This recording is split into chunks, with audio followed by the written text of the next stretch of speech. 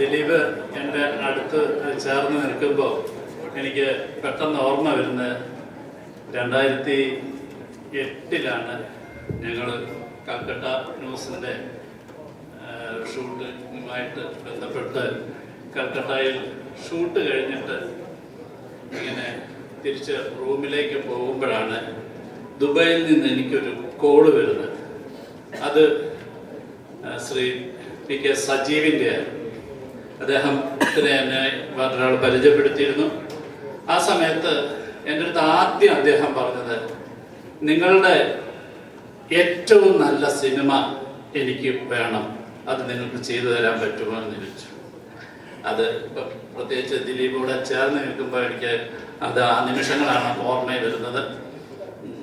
അങ്ങനെയാണ് പ്രണയം എന്ന ഒരു സിനിമയിലേക്ക് ആദ്യമായിട്ട് ആനും സജീവും കൂടെ എത്തുന്നത്.